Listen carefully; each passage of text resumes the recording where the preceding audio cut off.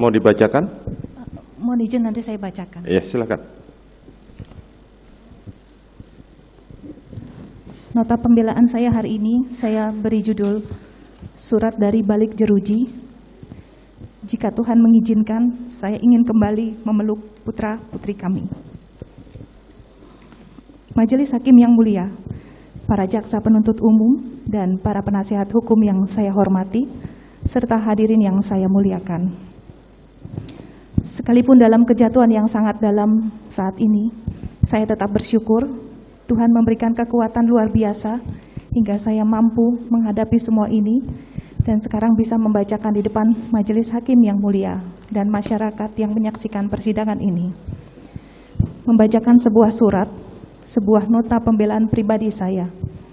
Semoga pembelaan ini dapat didengar secara utuh dan dipertimbangkan dengan jernih sebelum terlalu jauh menghakimi saya atas segala tuduhan kesalahan yang tidak pernah saya lakukan.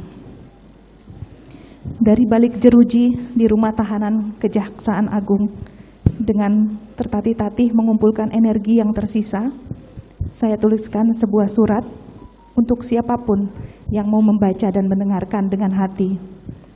Sebuah nota pembelaan dari seorang perempuan yang disakiti dan dihujam jutaan tuduhan, stigma, fitnah atas apa yang tidak pernah dilakukan. Sebuah nota pembelaan seorang ibu yang dipisahkan paksa dari anak-anaknya hanya dengan dasar tuduhan yang rapuh dan mengada-ngada. Huruf demi huruf dan setiap kata yang saya tuangkan di sini mengalir membawa ingatan pada orang-orang tersayang di luar sana, khususnya anak-anak di rumah dan di sekolah, suami yang telah ratusan hari berpisah sejak ditahanan di Makobrimob, hingga orang tua dan seluruh sahabat yang juga ikut merasakan derita yang kami alami. Namun lebih dari itu, coretan pena di lembar kertas putih ini berulang kali saya rasakan seperti irisan luka yang disobek paksa kembali dan seperti pisau yang disayatkan lagi pada perih luka yang belum pernah sembuh hingga saat ini. Berkali-kali, yaitu ketika saya harus menjelaskan apa yang terjadi pada sore hari di rumah kami di Magelang, 7 Juli 2022 lalu.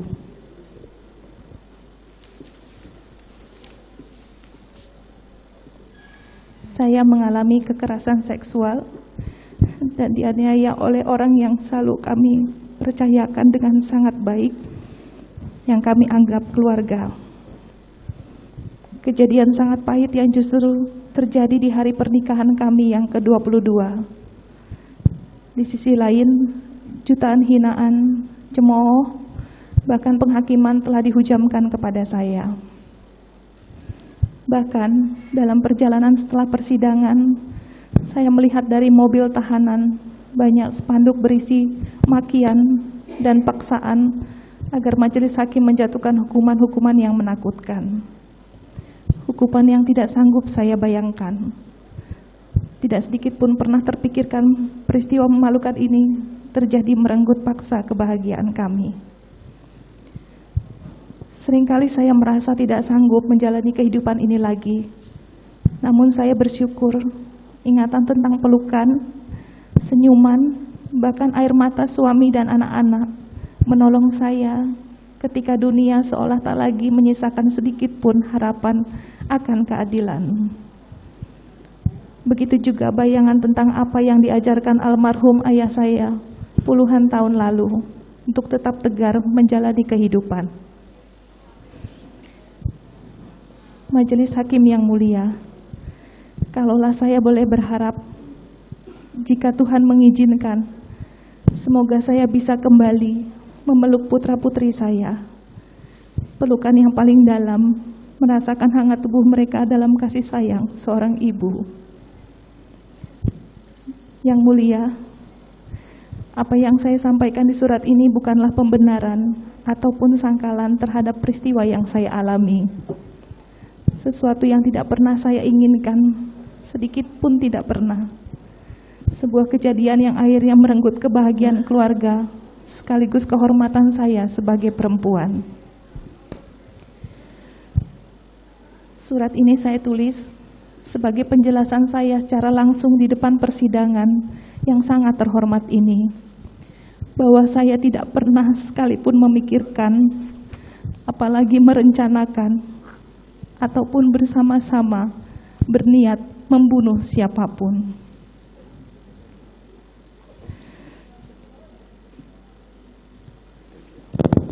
Majelis Hakim yang mulia, para jaksa penuntut umum, dan para penasihat hukum yang saya hormati.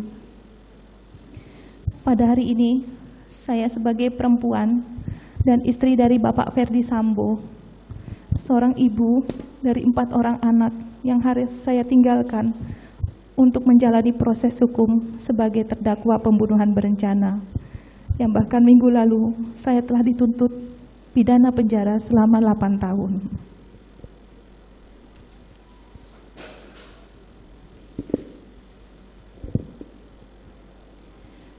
Di saat proses hukum yang berjalan mencari keadilan bagi korban, saya dihadapkan dengan tudingan serta fitnah oleh banyak pihak dari berbagai kalangan masyarakat, bahkan pejabat publik yang ikut beramai-ramai membantah dan mengucilkan saya sebagai korban kekerasan seksual. Majelis Hakim yang mulia, dengan tuduhan sebagai pelaku pembunuhan berencana yang sampai saat ini tidak saya pahami, tidak pernah saya menyangka pada tanggal 8 Juli 2022 bisa terjadi. Konstruksi yang dibangun dengan menambah aspek perselingkuhan rasanya tidak pernah cukup untuk mendakwa saya sebagai pelaku pembunuhan berencana, namun juga menuding saya sebagai perempuan tidak bermoral. Untuk itu, pembelaan saya hari ini akan saya mulai dengan menceritakan secara singkat riwayat hidup saya. Majelis Hakim yang mulia, para jaksa penuntut umum, dan para penasihat hukum yang saya hormati. Saya dilahirkan dari rahim ibu seorang pendidik dan sosok ayah seorang tentara. Saya sangat terkesan bagaimana ibu saya yang seorang guru SMA mengajarkan ketulusan dan nilai-nilai kehidupan. Sementara dari ayah saya belajar tentang kedisiplinan dan ketegaran dari setiap tantangan hidup yang saya alami. Ayah saya purnawirawan dengan pangkat Brigadir Jenderal TNI Angkatan Darat. Terakhir beliau menjabat sebagai Direktur Seni Angkatan Darat, Mabes Angkatan Darat. Dan kecintaan beliau terhadap tanah air juga sangat kuat dalam ingatan kami anak-anaknya. Meskipun saya perempuan, kedua orang tua saya menuntut semua anak-anaknya memprioritaskan pendidikan. Saya menyelesaikan S1 di Fakultas Kedokteran Gigi Universitas Trisakti Jakarta. Selanjutnya, saya melanjutkan pendidikan di Pittsburgh, Pennsylvania, Amerika Serikat. Semangat dari orang tua telah mendorong saya untuk selalu berprestasi di antara peserta didik, termasuk ketika saya menempuh pendidikan di luar negeri. Saya mendapatkan penghargaan, menambah semangat dan rasa cinta terhadap dunia pendidikan. Saya banyak belajar dari kedua orang tua tentang nilai hidup, kesetiaan, ketegaran, serta mencurahkan perhatian penuh terhadap keluarga. Hingga saat ini, nilai hidup mereka adalah inspirasi sepanjang hidup yang tidak akan pernah saya lupakan. Apalagi hidup sebagai anak dalam keluarga tentara, kedisiplinan, ketegaran, dan kesabaran selalu menjadi landasan yang menguatkan saya dalam menjalani hidup ini.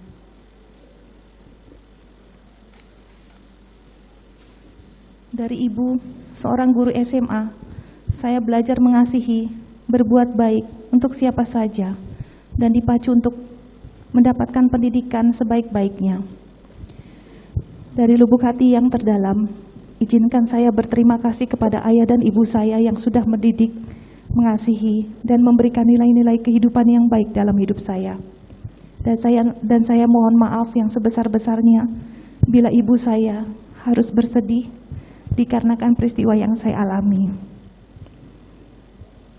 Majelis Hakim yang mulia, dalam usia belasan tahun saat saya sekolah di SMP Negeri 6 Makassar, Tuhan mempertemukan saya dengan Bapak Ferdi Sambo. Saat itu, sewajarnya siswa SMP kami berinteraksi sebagai teman sekolah, belajar bersama, bermain dan bersenda gurau. Kemudian saya melanjutkan sekolah di SMA yang berbeda. Sekalipun demikian, kami tetap menjalin komunikasi dengan baik. Selanjutnya Bapak Ferdi Sambo menjalani pendidikan di Akademi Kepolisian Semarang. Hingga kemudian kami dipertemukan kembali, disatukan, dan mengucap janji setia dalam pernikahan di altar gereja pada tanggal 7 Juli 2000. Saya sangat bersyukur, bangga, dan bahagia memilih seseorang yang saya cintai, Inspektur 1 Ferdi Sambo, Sarjana Hukum, sebagai pasangan hidup saya. Saat itu suami saya masih menjalankan tugasnya di Polres Jakarta Timur. Sejak saat itu, saya memasuki hidup baru sebagai seorang istri Polri, seorang bayangkari. Menjadi istri polisi mengajarkan saya untuk senantiasa menjalankan multiperan dan tanggung jawab, baik kepada keluarga dan juga organisasi bayangkari secara seimbang. Saya belajar tentang bagaimana istri harus mendampingi suami dan mendapat bimbingan dan pengalaman dari para senior di bayangkari. Selain itu juga, kita berbagi suka dan duka dalam mendampingi suami tercinta, mendapatkan berbagai ilmu dan pengalaman yang luar biasa. Tekad saya pun dalam berorganisasi bayangkari adalah melayani, bukan untuk dilayani. Saya juga harus belajar merelakan dan memahami situasi yang mewajibkan suami untuk mendahulukan pelaksanaan tugasnya melayani masyarakat. Bahkan dalam sebuah kondisi tertentu, suami saya pergi menjalankan tugas saat kami sedang membutuhkan dan merindukannya. Sebagai istri polisi, saya paham dan harus ikhlas merelakannya, karena kecintaan terhadap keluarga tumbuh bersama dan sama besarnya dengan kecintaannya terhadap institusi polisi. Sebagai seorang bayangkari, saya juga memahami pendidikan adalah hal yang utama. Dengan pendidikan, dapat dibentuk karakter agar mampu bertahan di setiap keadaan.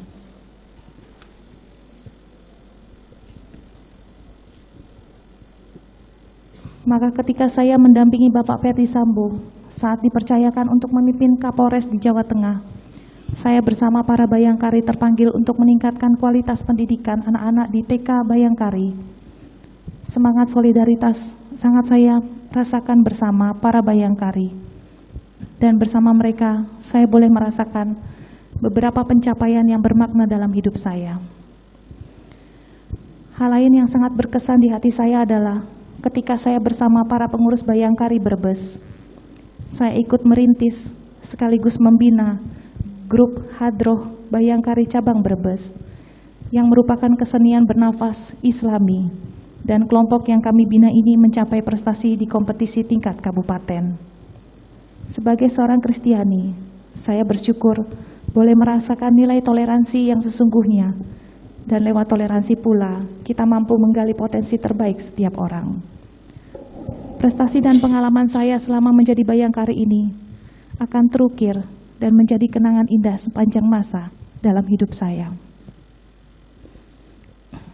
Yang mulia Majelis Hakim, pada kesempatan pembelaan ini saya juga ingin menyampaikan rasa syukur saya kepada pimpinan Bayangkari yang telah mempercayakan saya menjabat Bendahara Umum Bayangkari Pengurus Pusat sejak tahun 2020. Kepercayaan ini bukan hal mudah, namun dengan rasa cinta terhadap organisasi Bayangkari, saya tidak pernah lelah untuk menjalankan amanah yang dipercayakan kepada saya. Dalam kesempatan ini, saya ingin menyampaikan permohonan maaf karena dengan situasi saya saat ini tidak lagi dapat menjalankan tugas dan memberikan kontribusi kepada organisasi yang saya banggakan dan saya cintai. Semoga organisasi Bayangkari terus maju dan berkembang di sepanjang masa. Majelis Hakim yang mulia, para jaksa penuntut umum dan para penasehat hukum yang saya hormati. Sepanjang 22 tahun saya dengan Bapak Ferdi Sambo, saya dengan setia mengabdikan hidup saya hanya untuk melayani dan mendampingi suami dimanapun berdinas, dan juga mengasihi dan mendidik 4 orang anak-anak kami. Hingga pada tanggal 2 Juli 2022, yang lalu, saya mengantarkan anak kami yang ketiga untuk masuk asrama guna melanjutkan pendidikan SMA di Magelang. Dalam bayangan saya saat itu, ke depan akan jarang bertemu putra-putri yang kami sayangi, karena mereka harus menjalani hari-harinya di asrama. Tentu sebagai seorang ibu, hal tersebut menjadi beban pikiran yang tidak bisa saya hindarkan. Namun demi masa depan anak-anak kami, saya merelakan untuk berpisah demi mendidik anak-anak kami menjadi anak-anak berjiwa mandiri dan berkarakter yang dapat berguna bagi bangsa dan negara di kemudian hari.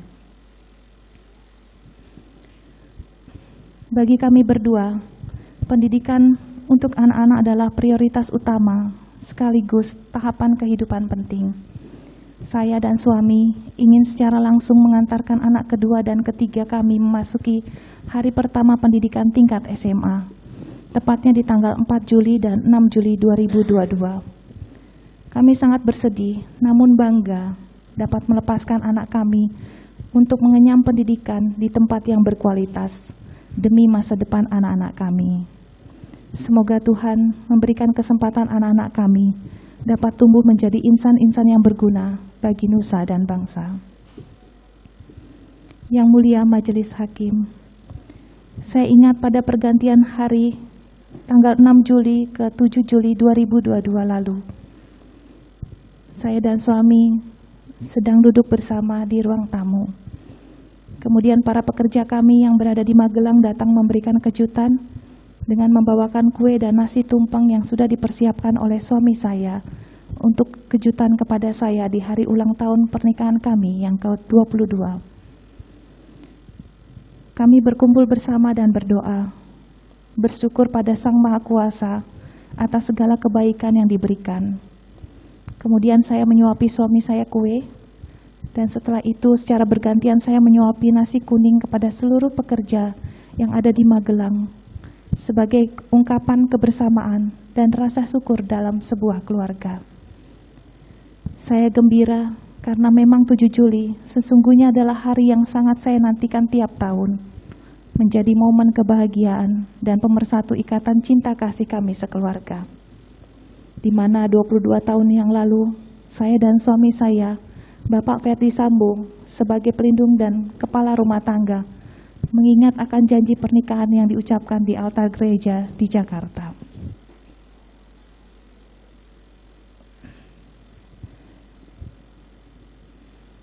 Namun di tanggal yang sama sore hari, 7 Juli 2022, saat kebahagiaan perayaan ulang tahun pernikahan kami masih bergemuruh dalam pikiran dan perasaan,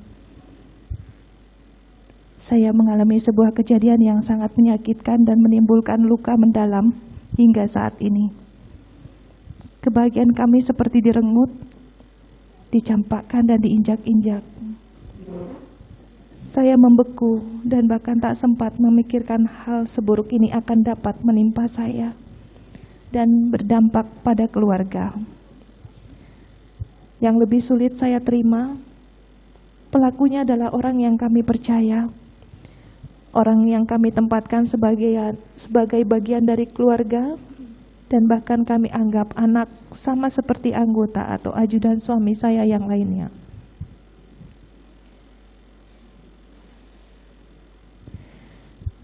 Saya tidak mengerti mengapa ini harus terjadi pada saya tepat di hari pernikahan kami yang ke-22.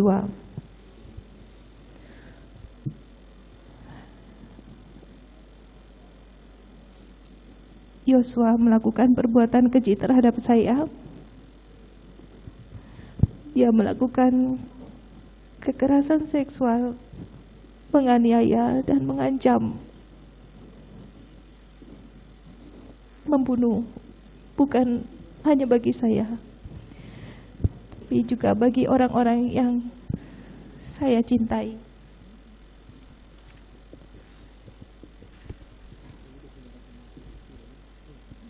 Jika ada orang lain yang mengetahui apa yang ia lakukan,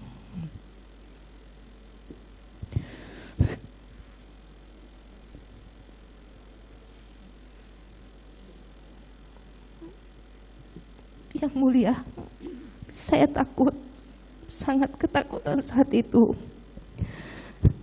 Atas peristiwa itu, saya mengalami trauma yang mendalam pada diri saya hingga saat ini, dan rasa malu yang berkepanjangan.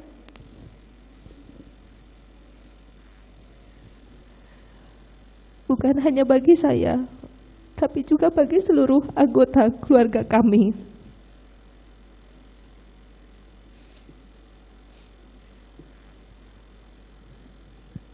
Dalam guncangan jiwa yang berusaha saya pendam dengan segala tenaga yang tersisa, saya memutuskan untuk segera kembali ke Jakarta pada hari Jumat 8 Juli 2022.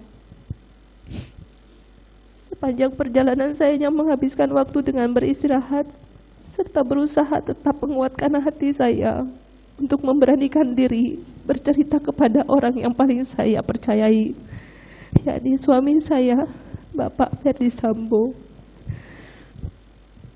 Sebagai seorang istri, kepada siapa lagi saya harus menceritakan kepedihan ini kalau tidak pada suami, orang yang paling saya cintai dan pelindung bagi kami sekeluarga.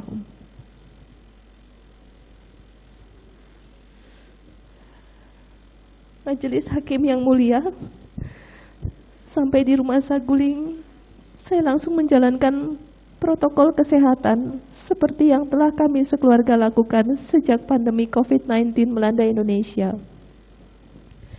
Selain karena saat itu kondisi kesehatan saya agak menurun, kami juga berupaya lebih ketat menjalankan protokol kesehatan karena adanya anak kami berusia 1,5 tahun yang belum bisa divaksin. Saya melaksanakan tes PCR sesuai dengan aturan bagi keluarga kami.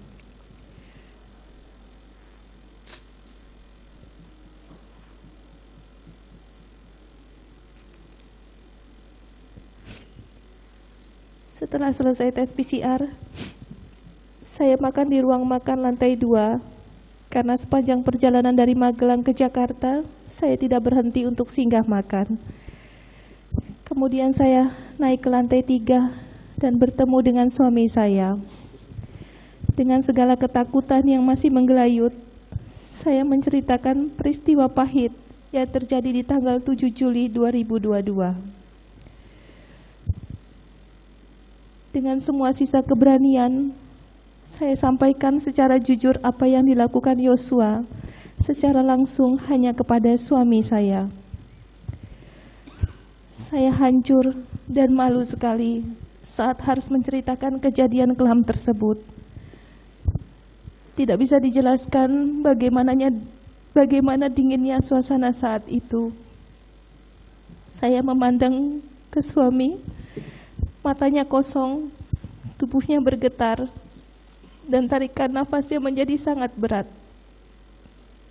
Kami berdua tak kuasa menahan tangis. Apa yang terjadi ini terlalu berat bagi kami. Yang mulia, dengan semua sisa tenaga yang masih saya miliki, saya berusaha mengubur rasa malu dan harga diri yang hancur ketika memutuskan bercerita jujur kejadian yang menimpa saya, walaupun dengan resiko ketakutan dalam hati, apakah suami saya akan menerima dan mencintai saya seperti dulu lagi. Dengan perasaan masih kalut, saya berjalan ke kamar meninggalkan suami yang masih duduk di ruangan tadi. Dalam kamar saya tidak tahu harus berbuat apa, hingga saya pamit pada suami dan meninggalkan Rumah Saguling untuk isolasi mandiri.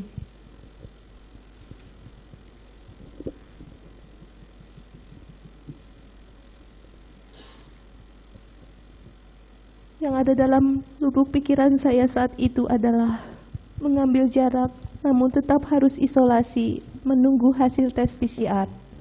Untuk mencegah anak kami bertemu dan tidak kuasa menahan untuk memeluk saya saat melihat ibunya.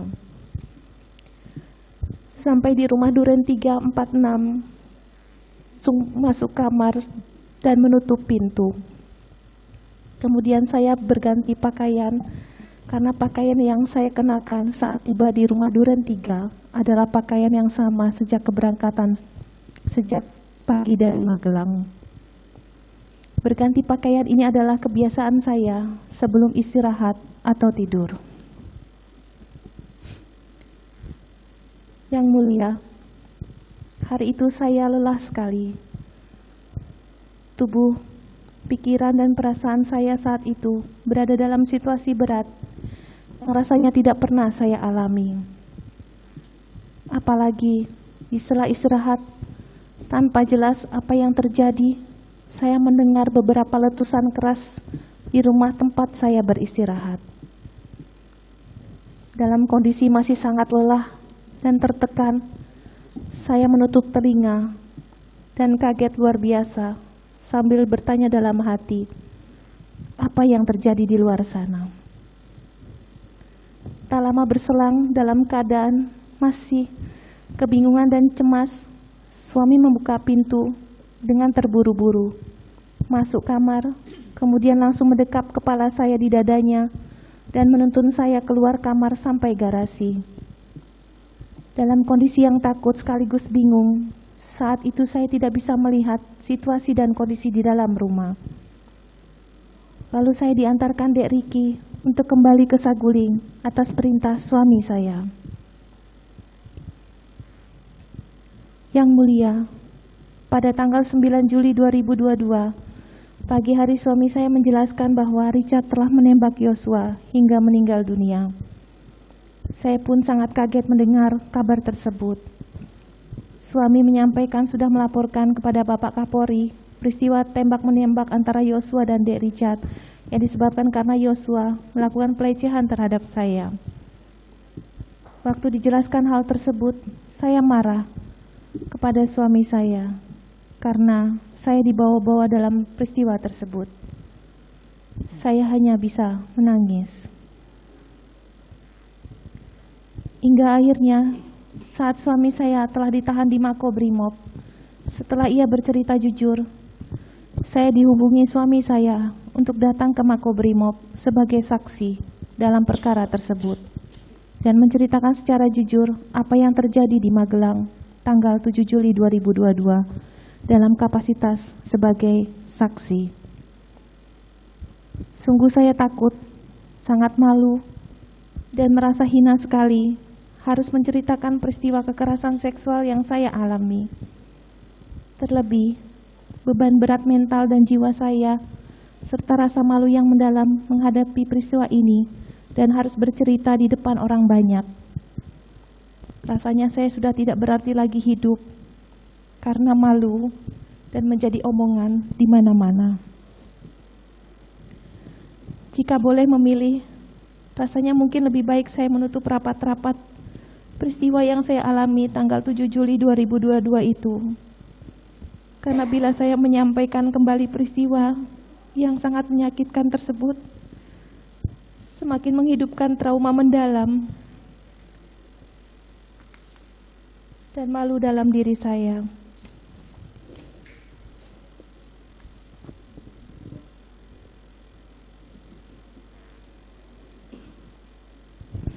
Sementara di berbagai media dan pemberitaan, saya dituduh berdusta dan mendramatisir situasi.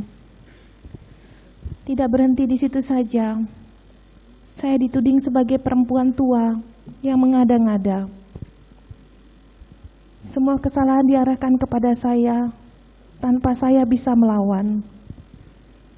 Ketika saya memilih untuk diam, publik mendesak saya untuk muncul dan bicara. Namun ketika saya bicara, kembali muncul komentar dari para pengamat yang tidak pernah mengetahui kejadian sebenarnya, namun berkomentar bahwa saya bukan korban kekerasan seksual karena masih sanggup bicara.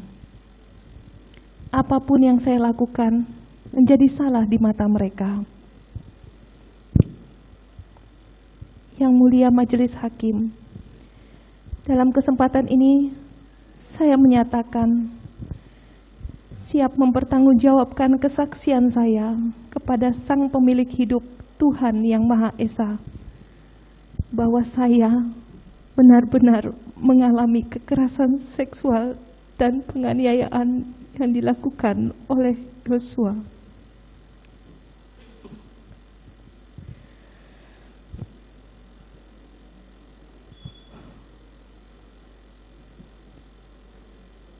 Majelis Hakim yang mulia, para jaksa penuntut umum, dan para penasihat hukum yang saya hormati, atas penjelasan para saksi, kronologis rangkaian peristiwa, dan fakta-fakta persidangan, izinkan saya menegaskan bahwa saya adalah korban kekerasan seksual, pengancaman, dan penganiayaan yang dilakukan oleh almarhum Yosua.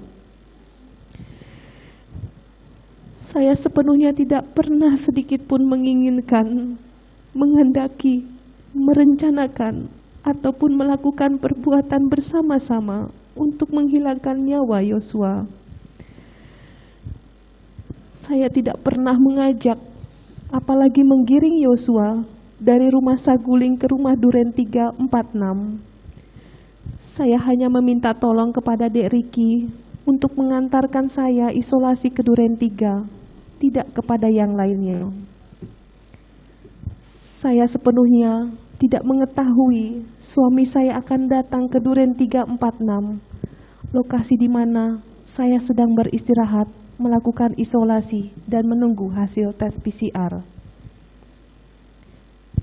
Saya sepenuhnya tidak mengetahui terjadinya peristiwa penembakan tersebut karena saya sedang istirahat di dalam kamar dengan pintu tertutup.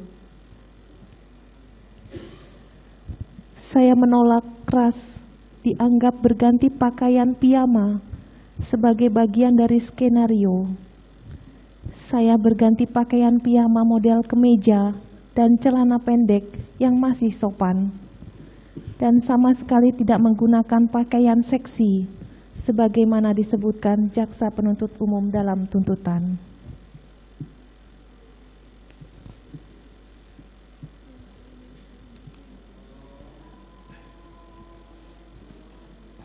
Majelis Hakim yang mulia, para jaksa penuntut umum dan para penasihat hukum yang saya hormati,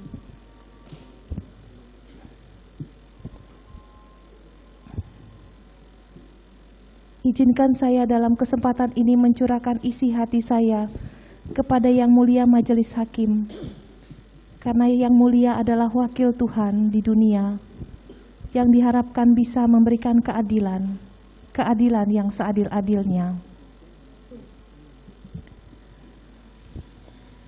Yang Mulia, kami memiliki 4 orang anak yang sangat membutuhkan perhatian dan kasih sayang orang tua, apalagi dari seorang ibu.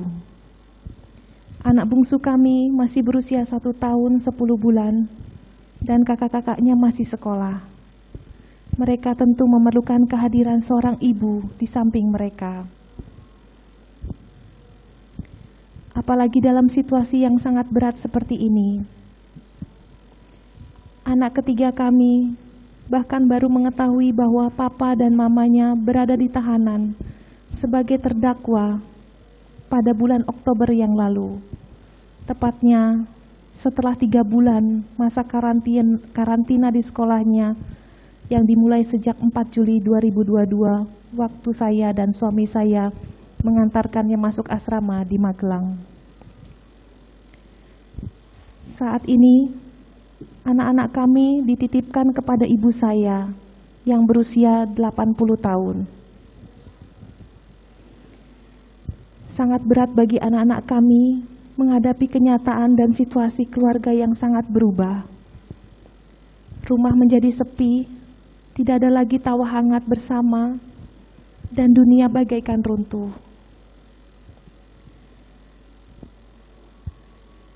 Yang Mulia, izinkan saya memperbaiki keadaan ini. Saya ingin menjadi seorang ibu yang bertanggung jawab bagi kehidupan anak-anak kami. Sejak terjadinya peristiwa ini, Di tengah ketidakhadiran orang tua, anak-anak kami tetap menghadapi kecaman, cemooh, dan hinaan yang keji. Padahal tidak seharusnya mereka mengalami hal yang sangat pahit dan melukai masa tumbuh dan kembang mereka sebagai pribadi yang berharga. Di tengah waktu kunjungan di rumah tahanan, saya berpesan kepada anak-anak agar mereka selalu tegar dan kuat untuk menghadapi hidup ini.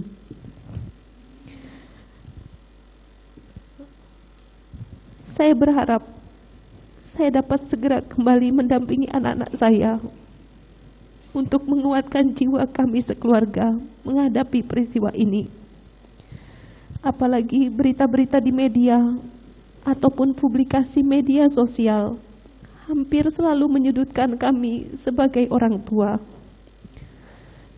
Banyak publikasi yang seperti tidak peduli apakah yang disampaikan benar atau tidak, dan tanpa memikirkan beban mental yang terjadi pada anak-anak kami akibat publikasi tersebut. Saya memohon kepada Yang Mulia untuk berbelas kasih kepada saya dan anak-anak kami yang selama berbulan-bulan menghadapi berita-berita yang kurang baik terhadap kedua orang tuanya. Dan anak-anak kami tidak tahu harus bersandar di mana karena kedua orang tuanya tidak bisa mendampingi dan menguatkan di rumah.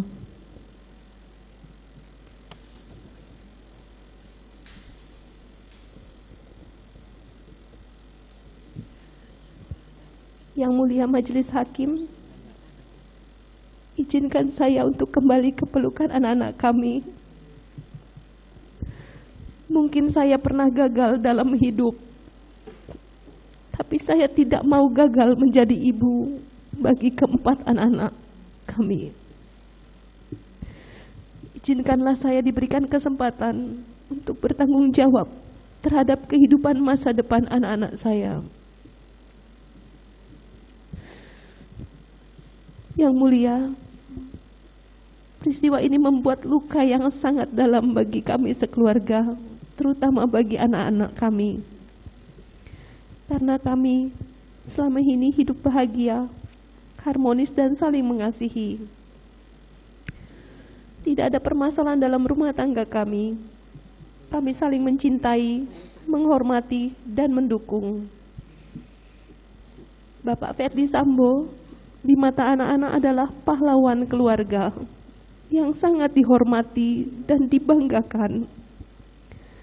Karena di setiap kesempatan berdinas, Pak Ferdy Sambo selalu membawa anak-anak untuk melihat secara langsung tugas papahnya sebagai seorang polisi aparat negara. Dengan bangga melihat papahnya selalu memberikan yang terbaik dalam bertugas. Untuk itu, bukanlah hal yang mudah untuk menjelaskan kepada anak-anak atas peristiwa yang kami alami sekarang ini. Terlebih, saya tidak bisa mendampingi selama proses pengadilan berlangsung. Dan juga banyak sekali fitnah yang dialamatkan kepada kami berdua sebagai orang tua mereka.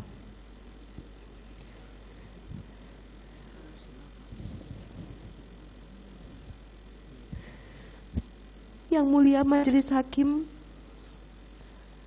hari ini di saat pembelaan, saya ingin menyampaikan permintaan maaf dan harapan tulus saya kepada orang tua almarhum Brigadir Yosua, Bapak dan Ibu Samuel Huta Barat. Saya turut berduka, memohon maaf dan berdoa semoga seluruh keluarga dikuatkan dan diberkati. Dek Richard dan keluarga, mohon maaf karena harus melalui semua ini. Dek Riki dan Om Kuat beserta keluarga, saya mohon maaf dan saya mendoakan semoga Tuhan memberikan kekuatan untuk keluarga Dek Riki dan Om Kuat. kepada seluruh personel Polri yang terdampak dari peristiwa ini. Saya mohon maaf. Semoga Tuhan Yang Maha Esa senantiasa menyertai.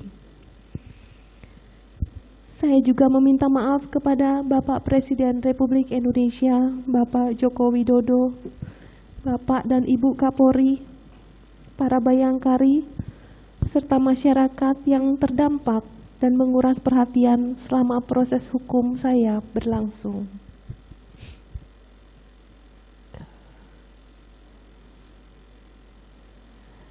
Terkhusus untuk anak-anakku sayang, Mama minta maaf karena kalian harus melalui semua ini. Cinta dan perhatian kalian adalah semangat hidup paling berharga bagi Papa dan Mama. Menjadi kekuatan kami untuk mencari dan memperjuangkan keadilan. Doakan Papa dan Mama semoga bisa segera kembali ke rumah menemui kalian dan kembali menjadi orang tua yang baik bagi kalian semua.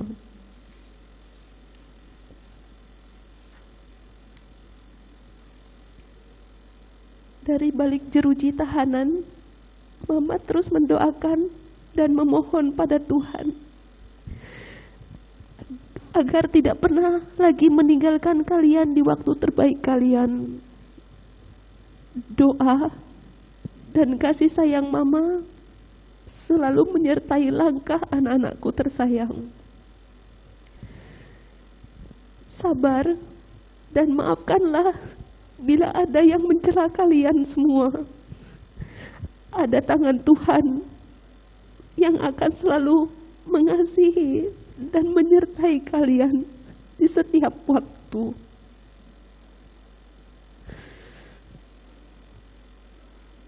Untuk suami saya, Bapak Ferdi Sambo, maafkan saya sebagai pendamping hidup selama ini masih jauh dari sempurna. Tidak ada kata yang bisa menggambarkan bahwa betapa bangga dan bahagianya saya mempunyai pasangan hidup yang sangat berjiwa besar, tegar, dan sabar dalam hidup. Doa terbaik selalu mengiringi langkah Papa sepanjang masa. Tuhan mampukan saya menjalankan semua ini, dan kiranya keadilan-Mu saja yang hadir di situasi yang sangat sulit ini.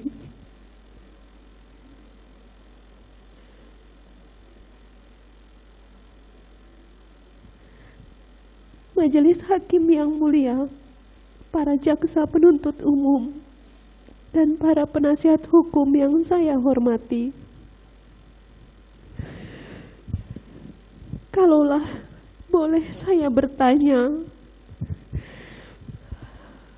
apakah salah jika saya bercerita secara jujur pada suami saya atas perbuatan keji yang merenggut dan merusak kehormatan dan harga diri saya dan keluarga?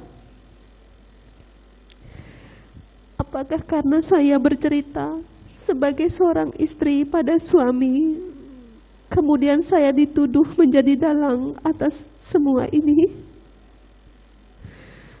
Ataukah rasa sakit karena perbuatan keji ini harus saya simpan dan pendam sendiri hingga akhir hayat agar semua tampak seolah baik-baik saja dan tidak ada yang pernah terjadi? Dan patutkah saya dipersalahkan seolah-olah saya adalah dalang pembunuhan, padahal saya tidak pernah berniat ataupun ikut melakukan perbuatan pembunuhan terhadap Yosua? Saya pun tidak mengerti dan tidak melihat apa yang terjadi saat itu.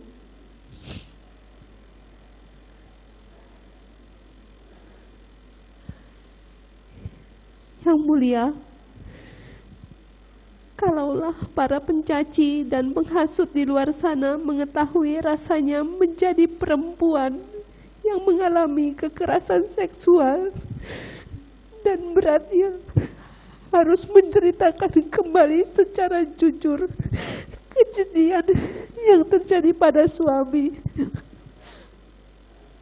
Kalaulah mereka bisa merasakan situasi ketika di satu sisi adalah korban, namun di sisi lain dituduh sebagai otak pembunuhan.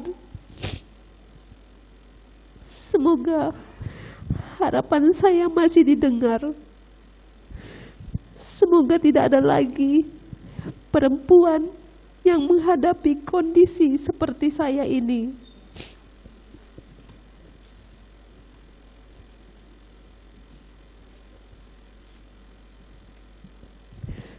Yang mulia, izinkan saya mengetuk pintu hati yang mulia majelis hakim. Mengharapkan yang mulia secara jernih melihat fakta demi fakta, bukti demi bukti yang muncul dalam persidangan ini. Mengharapkan yang mulia memberikan keadilan dengan arif dan bijaksana. Yang mulia, sungguh saya ingin menjaga dan melindungi anak-anak kami, mendampingi mereka dan kembali memeluk mereka, serta menebus segala kegagalan saya sebagai seorang ibu. Saya berharap saya dapat kembali bersama anak-anak saya untuk menguatkan jiwa anak-anak kami menghadapi peristiwa ini. Dan berita-berita di media serta publik yang sering menyudutkan kami sebagai orang tua. Saya memohon kepada Yang Mulia untuk berbelas kasih kepada saya, untuk anak-anak saya yang selama berbulan-bulan menghadapi berita-berita yang kurang baik terhadap kedua orang tuanya.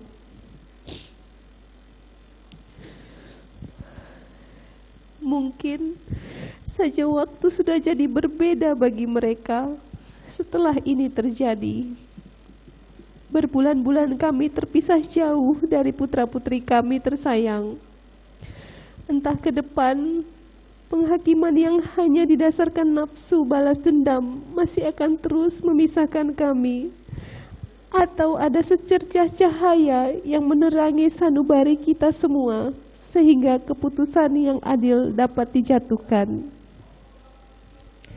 Semoga hukuman hanya akan diberikan untuk orang yang benar-benar bersalah, bukan dijatuhkan hanya karena tak kuasa memilah mana kebenaran dan mana kegelapan yang tumbuh dari gelombang hinaan, cemooh, tudingan, dan paksaan di luar sana.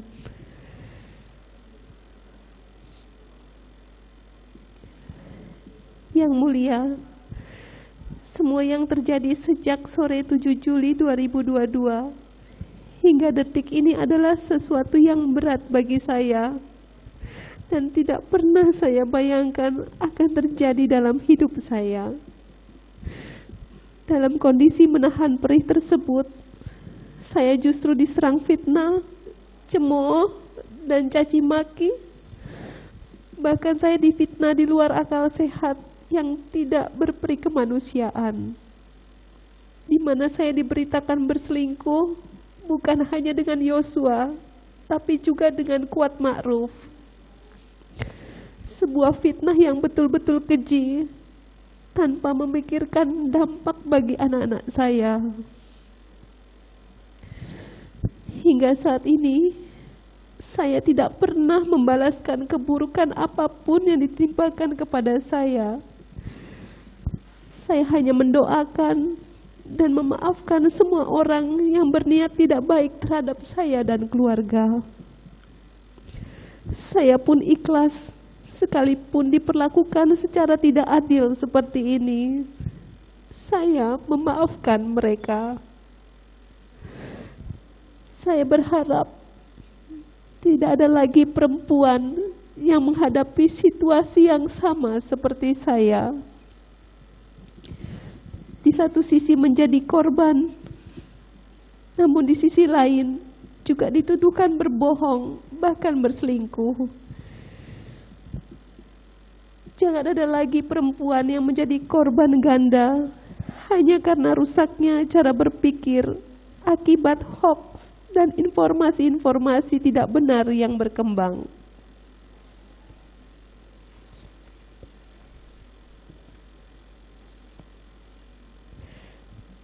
Yang mulia, besar harapan saya, janganlah kebencian membuat kita tidak adil. Semoga Tuhan menuntun dan membuka jalan terbaik bagi kita semua. Demikian sebuah surat dari balik jeruji rumah tahanan Kejaksaan Agung ini saya tuliskan dan saya sampaikan di hadapan yang mulia Majelis Hakim. Dari Rumah Tahanan Kejaksaan Agung, sel nomor 2, Jakarta, 22 Januari, saya Putri Chandrawati. Terima kasih.